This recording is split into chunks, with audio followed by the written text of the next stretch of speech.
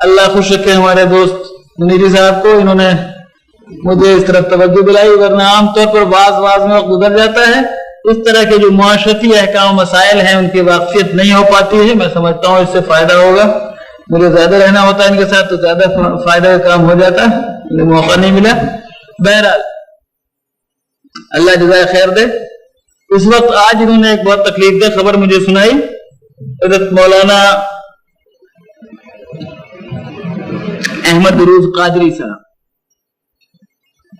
ابھی تک تو مجھے یقین نہیں ہو رہا ہے مگر یہ خبر دے رہے ہیں کہ ان کا انتقال ہو گیا ہے، اللہ ان کی مغفرت فرمائے، ان کے درجات بلند فرمائے۔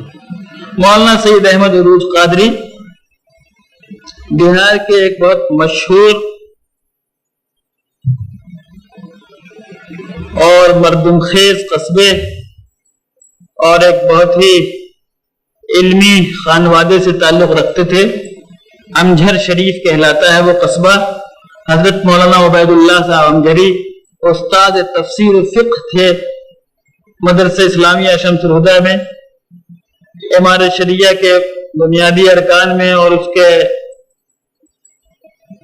شورا کے ممبر تھے۔ ان کے یہ صاحبزادے باضابطہ انہوں نے علم دین حاصل کیا اور ذہین لوگوں میں تھے، صاحب علم لوگوں میں تھے۔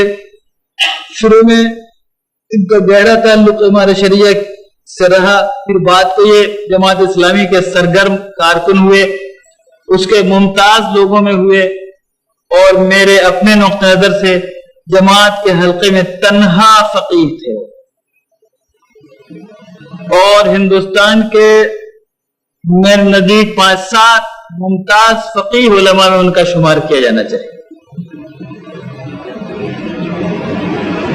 بہت سلجھی ہوئی تحریر، بہت صاف مسائل کو سمجھتے تھے،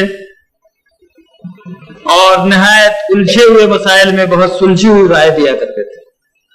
all India Muslim personal law board کے شروع سے ممبر تھے، ہماری فقہی کمیٹی کے ممبر رہے، اصلاح معاشرہ کمیٹی کے ممبر رہے، عرصہ دراز سے ہم سب ساتھ کام کرتے رہے تھے۔ اسی طرح قافلہ آہستہ آہستہ چلتا ہے اور پرانے لوگوں کے ساتھ چھوٹتا ہے۔ یہ وعدہ کشت ہے پرانے، وہ اٹھتے جاتے ہیں، کہیں سے آب بقائے دوام لا ساتو۔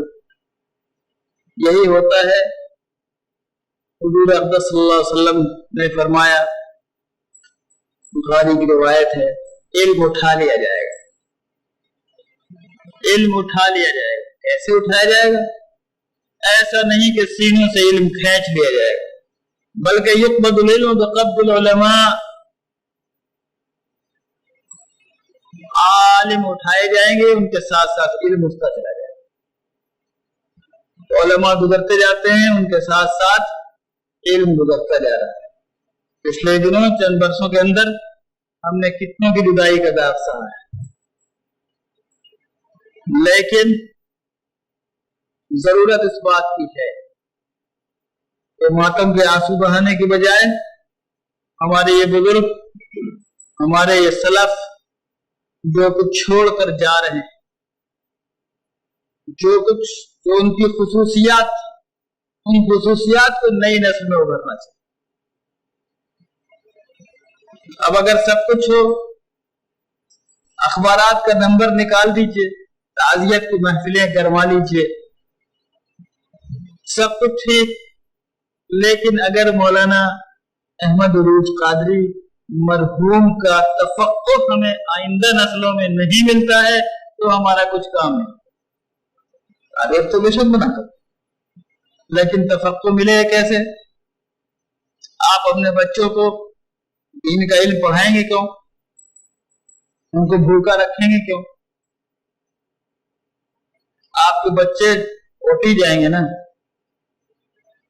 آپ کے بچے سینٹ ریویر جائیں گے، آپ کے بچے سینٹ جان جائیں گے،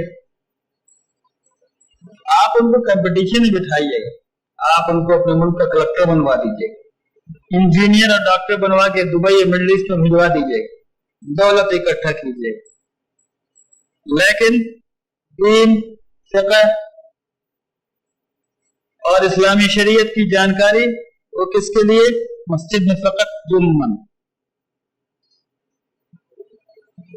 दोस्तों, अपने आलिमों, अपने बुजुर्गों की सही कदरदानी यह है कि उनकी खुसूसियात, उनका इल्म और उनका तफक्कुह आने वाली नस्लों तक मुंतकिल हो। उसके लिए आपको कुछ करना पड़ेगा। आने वाली नस्लों को दीन के इल्म में तखस्सुस और तबक्कुर पैदा कराना पड़ेगा, वरना आगे कोई जरूरत किसी को कोई तहरीक चलाने की नहीं होगी। हम खुद ही दीन को खुद ही मस्त कर डालें। अल्लाह उस दिन के हमारी हिफाजत फरमाए। आइए हम सब मिलकर, रमजान का एक मुबारक महीना है, वक्त इफ्तार का भी करीब है, कबूलियत दुआ का वक्त है। हज़रत मरहूम के लिए मग़फ़िरत की दुआ करें और उम्मत इस्लामिया के लिए भी दुआ करें कि अल्लाह ताला इसके हालात को सुधारे, दीन की सही तलब हमारे अंदर पैदा करे और हम फिक्र के साथ अपने दीनी असासे की हिफाजत कर सकें।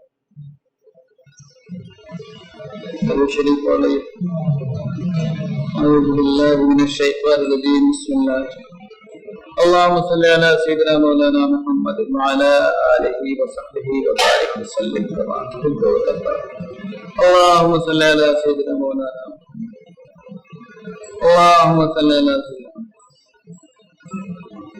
अल्हम्दुलिल्लाहि रब्बिल आलमीन अर्रहमानिर रहीम इय्याका नअबुदु व इय्याका नस्तईन इहदिनास सिरातल मुस्तक़ीम सिरातल लज़ीना अनअमता अलैहिम गैरिल मग़्दूबि अलैहिम वल्लाहु अहद।